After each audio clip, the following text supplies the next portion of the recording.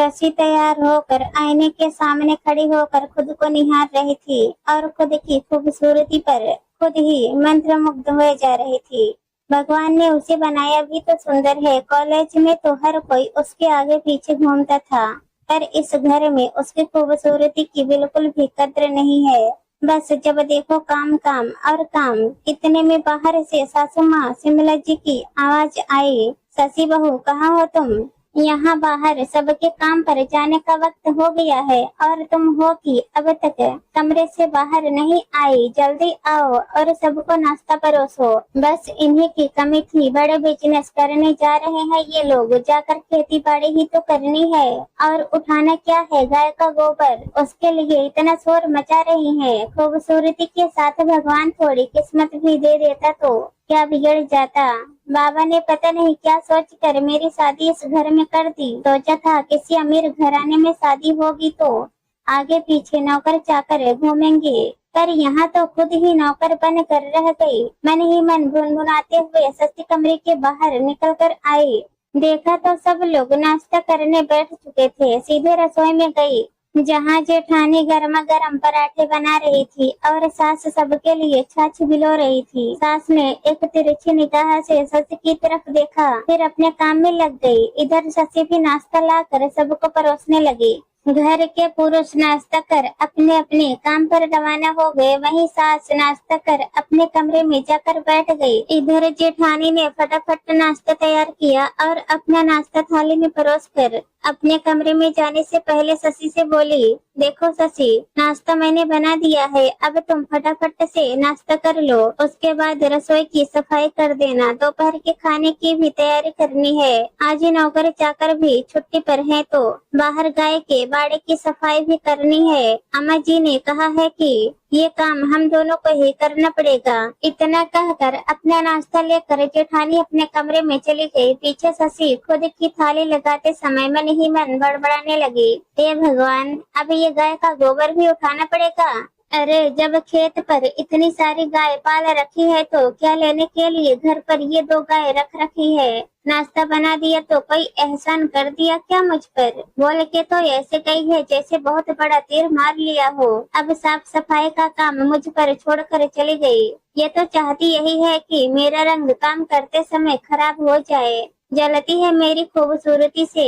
शशि बड़बड़ाते हुए खुद के लिए नाश्ता लेकर अपने कमरे में चली गई। शशि की शादी इस ग्रामीण धनाढ्य परिवार के छोटे बेटे दीपक के साथ अभी 2 महीने पहले ही हुई थी। घर में सास ससुर जेठ जेठानी है। जेठ जेठानी की शादी को भी 1 साल ही हुआ था, लेकिन शशि अपनी जेठानी से ज्यादा सुंदर थी, ऊपर से ग्रेजुएट भी थी। बस शशि को इसी बात का घमंड था।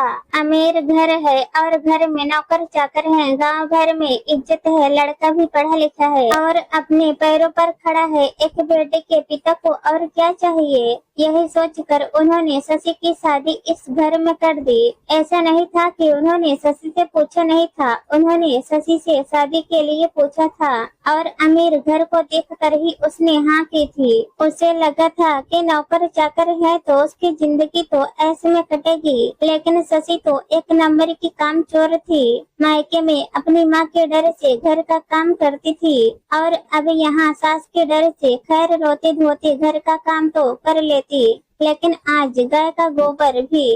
खैर जैसे तैसे रोते रोते शशि ने रसोई की साफ सफाई की और अपना नाश्ता करने बैठ गई। नाश्ता खत्म करने के बाद वापस अपने कमरे में जा रही थी कि जेठानी बोली, चल शशि, बाड़े की सफाई कर आते हैं। अभी लगेंगे तो फटाफट काम हो जाएगा, फिर दोपहर के खाने की भी तैयारी करनी है। सबका खाना बांध कर खेत पर भिजवाना है। आखिर मन मार कर शशि को बाड़े में जाना पड़ा। जेठानी तो फटाफट झाड़ू लेकर साफ सफाई करने लगी, पर वो तो वहाँ जाकर खड़ी हो गई। उसे तो जेठानी को काम करते देखकर ही घिन आ रही थी। छी, कैसे गोबर उठा रही है, शायद ये इसी काम के लिए बनी है, पर मुझसे तो नहीं होगा ये काम। मन ही मन सोचते हुए अपनी नाक भाव सिकोड़ते हुए वो वहीं खड़ी रही। इतने में सासू माँ शिमला जी भी बाहर आ गई। बड़ी बहू को काम करते और छोटी बहू को खड़ी खड़ी उसे देखते देखकर बोली, अरे छोटी बहू, तुम खड़ी क्यों हो? फटाफट काम में लगो, जो जल्दी काम निपटे। तब तक मैं साग भाजी की तैयारी कर लेती हूँ। अम्मा जी, मुझसे तो ना होगा ये काम, इसे तो देख कर ही घिन आ रही है। अरे कौन सा गोबर उठाने को कह रही हूँ, झाड़ू ही तो लगानी है। जब एक तरफ से बड़ी बहू लगा रही है तो दूसरी तरफ से तू लगा दे, काम जल्दी हो जाएगा। भला इसमें घिन का कौन सा काम है, मुझे नहीं पता, पर मैं घर के कामों के लिए नहीं बनी हूँ। आखिर हिम्मत कर शशि ने बोल ही दिया। एक पल के लिए तो शिमला जी भी उसकी शक्ल देखते रह गई।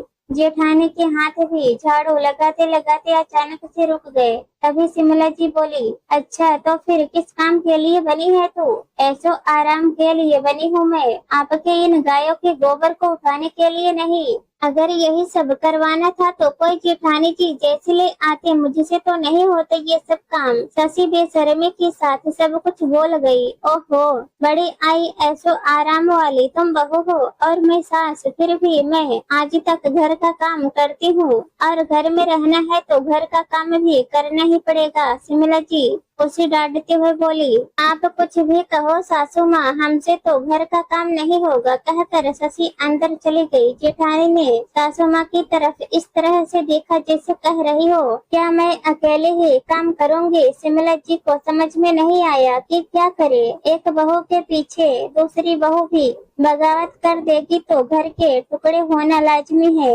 ऐसे में बड़ों को समझदारी रखनी ही पड़ेगी। उन्होंने बड़ी बहू से कहा, बहू ये सफाई रहने दे, पहले दोपहर के खाने की तैयारी करवा दे। इस छोटी बहू का क्या करना है और मैं फिर देखती हूँ। शिमला जी की बात मानकर बड़ी बहू ने झाड़ू वहीं रख दी और पहले रसोई में आ गई। दोनों सास बहू ने मिलकर रसोई तैयार की और खाना पैक करके खेत में भिजवा दिया। लेकिन इस दौरान शशि एक बार भी बाहर नहीं आई। दोपहर में भी रसोई में और सिर्फ अपना खाना लेने आई थी। अपना खाना लेकर और चुपचाप अपने कमरे में चली गई। शशि मन ही मन खुश हो रही थी। अच्छा हुआ मैंने जवाब दे दिया, आज मुझे कोई काम नहीं करना पड़ा। और इधर शिमला जी सोच रही थी कि छोटी बहू काम चोर है, काम से जी चुराती है, उसको सबक सिखाना ही पड़ेगा, वरना मेरे घर में महाभारत शुरू हो जाएगी। शाम को जब घर के सभी पुरुष आ गए तब उनको खाना खिलाने के बाद शिमला जी ने अपने कमरे में बुलाया और कुछ समझा कर वापस भेज दिया। दीपक अपने कमरे में आया तो शशि सो चुकी थी। दूसरे दिन वो सुबह 8 बजे तक उठी, उसे किसी ने उठाया नहीं। नहा धोकर और रसोई में नाश्ता लेने गई तो देखा रसोई में कोई नाश्ता नहीं था। तभी दीपक वहां पर आया। उसे देखकर शशि हैरान रह गई। आप आज खेत पर गए नहीं? नहीं, मैंने कहा है कि अपनी रोटी खुद अपने दम पर कमाओ और अपना बंदोबस्त खुद कर लो, तब तक माँ बाप तुम्हें पालते रहेंगे। उन्होंने तो अपनी जिम्मेदारी पूरी कर ली। क्या मतलब? शशि ने हैरान होते हुए पूछा। मतलब मैंने साफ साफ कह दिया है कि अब उनके आराम करने के दिन है, इसलिए अब वो हमारी जिम्मेदारी नहीं उठाएगी। तब तक कोल्हू के बैल की तरह घर का काम करती रहेगी। आखिर उनको भी ऐसो आराम पसंद है। दीपक की बात सुनकर शशि सकपकाते हुए बोली, फिर अब जेठ जी जेठानी जी कहाँ है? भैया भाभी तो खुद हैरान है कि अचानक माँ को क्या हुआ। वो लोग भी अब देख रहे हैं कि अपना बंदोबस्त कैसे करना है, इसलिए भैया भाभी दोनों ही सुबह सुबह निकल गए। इतने में शिमला जी कमरे से निकलकर बाहर आई और कमला को आवाज दी, कमला, ओ कमला, ला मुझे जरा चाय तो बना दे, बहुत सिर दर्द हो रहा है। अचानक बाहर से एक 29-30 साल की एक महिला दौड़ती हुई अंदर आई। उसे देखकर शशि ने दीपक की तरफ इशारा कर पूछा। दीपक धीरे से बोला, ये कमला है, खेत पर काम करती थी, पर आज से बाबूजी ने इसे यहाँ अम्मा की सेवा के लिए छोड़ दिया। तभी कमला शिमला जी से बोली, जी मालकिन, बनाती हूँ। कितने कप बनानी है? कितने कप का क्या मतलब? मेरे लिए बनानी है और किसके लिए बनानी है?